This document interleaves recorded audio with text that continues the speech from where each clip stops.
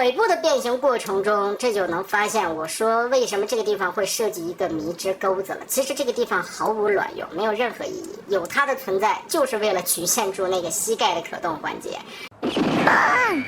来吧，新玩具，今天我们来玩 SS 重置版的这款 WFC 的威震天。之前我们有玩过擎天柱嘛，来看看这回老威做的如何。盒子外包装依旧薄薄的牛皮纸，开窗户直接可以抠头雕的那种。对于如今的这个环保包装，我真的挺纳闷的，为什么国行 3C 版会有这种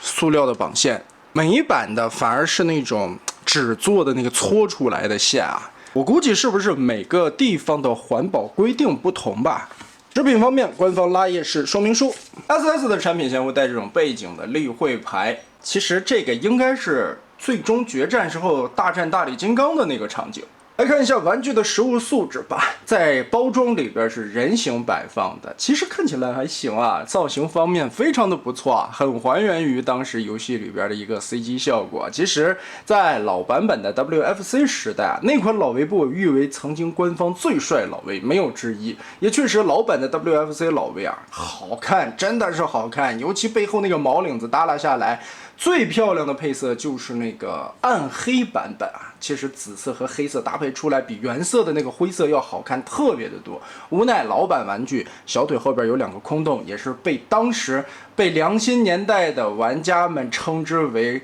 恶心的一个偷胶大空洞。现在其实翻回来再看，已经不叫事儿了。其实横向来看啊，老版的那款老威好看是好看，但你要是真的按细节抠还原度的话，新版的这款会更加的还原。身上的配件内容，大锤子和大的臂炮我们已经装在了身上。来看一下细节吧。头雕的造型非常的凶残，甚至来说这一次涂装做的层次感都很丰富。脸上有2条紫色的条纹刷下来啊，红色的眼睛，黑色的漆面，银色的脸盘。哎呀，这个涂装你敢信这是现在官方涂出来的产品吗？胸口的造型涂的也非常漂亮，层次感相当的丰富，再加上不错的板件纹理刻画，裆部这里还有2条紫色的条纹。最让我满意的是小臂的部分竟然给你盖了起来，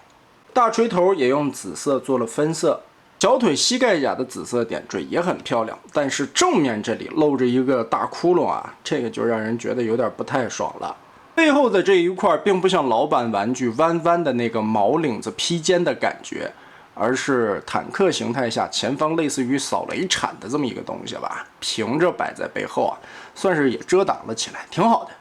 背后的这个大窟窿也可以把锤子背在后面，所以这一款 WFC 重置的新老威，其实演员看上去还是不错的啊。我个人感觉来说，比擎天柱的造型要好很多。可动方面，头部左右可以旋转，但不能做到360度。马桶头的下巴边缘这里会卡住一点点。肩膀平举无压力，360度旋转。胳膊2头肌可以旋转。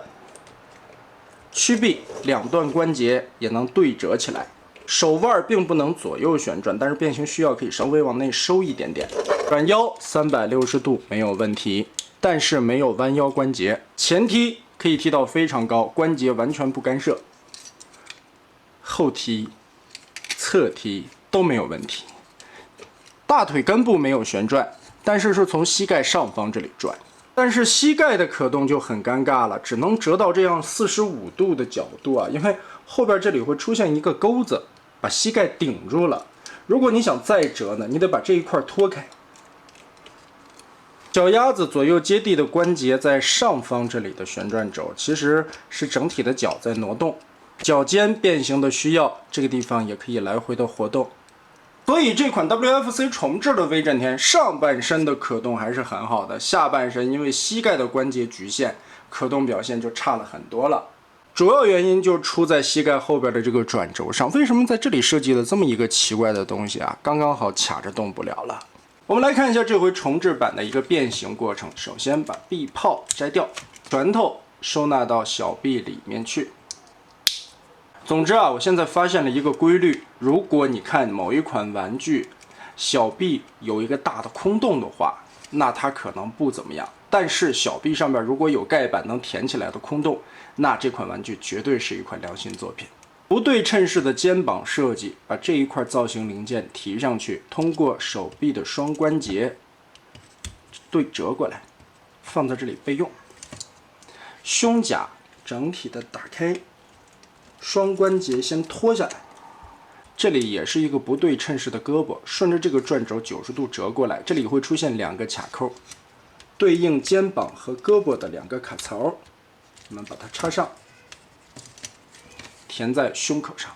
翻到后背来，背包这里 V 字拉伸，把里边的卡扣都打开。这条胳膊把它卷到后背，通过这个连杆扣开。然后我们可以看到这里的一个咬合点，在此处是一个燕尾扣子，咬进去还是有一些力量的。屁股上边有2个插扣，对应这2个插孔。变成现在的样子，这条胳膊其实带点斜着的角度。腿部的变形过程中，这就能发现我说为什么这个地方会设计一个迷之钩子了。其实这个地方毫无卵用，没有任何意义。有它的存在，就是为了局限住那个膝盖的可动环节。如果大家不在意的话，自己改造一下，把这个点儿用水口钳子把它剪下去，然后打磨光滑，你的老 V 可动就会很好了。而且一会儿变形我们也能看得到，其实对变形完全不影响。打开小腿肚子中间连接的卡扣，在翻折开了以后啊，脚尖先往回窝一下，然后顺着这个开口槽让一下空间，我们把这个脚尖折到这空间里边去，外边的盖板盖下来，这中间有一个定位的扣点，插在这个位置，前后的2个履带把它立起来就好了。这腿肚子变形也很简单，顺着膝盖关节内收，旋转90度，然后再整体的抠开。它这个膝盖前方这里是有一个锁定点的，当你在逆变的时候会感觉咯噔一下卡上去，但是在往回变的时候呢，看，就是这个地方完全不是起到的插孔了、定位了，或者说固定的作用，完全没有用啊。你这样叠回来，说实话，在人形的时候完全干涉到的一个零件，放这儿是干啥使的呢？然后我看了一下，是不是中间的这个轴装反了？其实也并不是，因为这面是一个定位点，刚刚好卡到这个边缘，咯噔一下上去。如果说它装反了的话，你的膝盖就折不直了。所以只能说这个零件，我不知道设计成这个造型的意义在何处啊，单纯只是为了影响可动。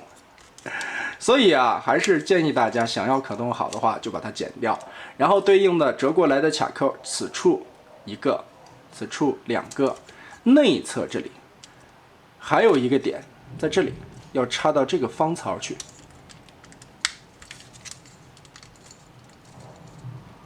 腿完全包上来夹合住，就是这样的效果啦。最后的这一片稍微往起翘一点点，旋转一下。对应下来以后，2个卡孔锁住它，最后拿出臂炮，插在肩头。那么好，这辆 WFC 的坦克 V 变形就完成了。其实现在的坦克 V 啊，处在的是一个浮空状态，就是我们在操作坦克形态下，如果不加速的话，它就是一个漂浮的状态，相对来说更加灵活吧，也就相当于。我把它形容为 G 形态啊，就超充要塞里边的人形和飞机形态的中间体，战斗起来更加灵活。当然，你也可以看到这地方有履带，我们把履带横折过来。我想着啊，这玩意儿横折过来是不是可以模拟出快速移动状态呢？也就是加速状态，但是发现并折不到底，所以这辆坦克只能是 WFC 的漂浮状态。无法加速，而且你会发现下方没有任何的辅助轮，这个坦克是不能推车的。所以这就是这款模具带给我的感觉，诚意很足，造型也不错，变形设计也还可以，但感觉就是做了一半儿，好像设计师设计到最后，因为某些不可抗因素吧，把这个东西草草就收尾了，并没有做到很完全。理论上，我觉得它是可以想着做出来2个形态的切换的，并且这个地方所谓的收纳履带啊，在腿的形态下，其实也并没有完全收纳起来，只是挂在了腿的2侧，做了一个外挂的零件。如果说这么碍事的零件的话，是为了服务于坦克形态下的2种状态啊，还可以理解。再加上膝盖里面奇怪的那个锁扣，我感觉那个扣子应该也是有它的一定作用的，不然设计师在做的时候不会特意做出来一个干涉膝盖活动关节的无用卡扣。那个扣子肯定在设计里边它得起点啥作用，但目前我们在官方指示的说明里看到的目前结果，坦克形态下完全用不到，人形状态下也完全用不到，并且还强行干涉了膝盖的可动。在官方的指示说明里，锤子是搭载在这里的，看起来其实也挺累赘的吧。我并不喜欢强行给伪装形态下搭载乱七八糟的东西啊，摘掉吧。整体看下来嘛，人形和坦克形态我觉得做的都不错，变形也挺好玩的。不对称式的肩膀造型对应了不对称式的变形设计，两个腿的变形看似简单，但包在了坦克的两侧还挺完整的，并不会出现太多露怯的地方。履带我觉得设计师在设计过程中有想着做2个形态的切换，但就像刚才我们说的，碍于某些不可抗的因素吧，导致了这款坦克 V 就像是一个未完成的作品。但翻回来想一下 ，WFC 的角色就那么几个，为这几个角色重新开一个模具，我觉得现在的孩之宝应该不会想的这么良心吧。稍微的想想，我觉得官方肯定会在后续下一盘什么样的大棋吧。这些模具肯定不能单单的为 WFC 的重置版去服务。游戏已经过了那么多年了，其实热度早已过去。这些角色嘛，老版玩具就已经做得足够优秀了，重置他们的意义何在呢？想必肯定是为了后续改造其他角色，或者说其他角色早就设计好了，已经出了，还是把这个模具的原始版本的这些设计角色先拿出来卖一波，这个也未可知。那么我们拭目以待吧。得嘞，WFC 重置版威震天就是这样了。总结评价，素质还是不错的，但感觉是一个未完成的半成品。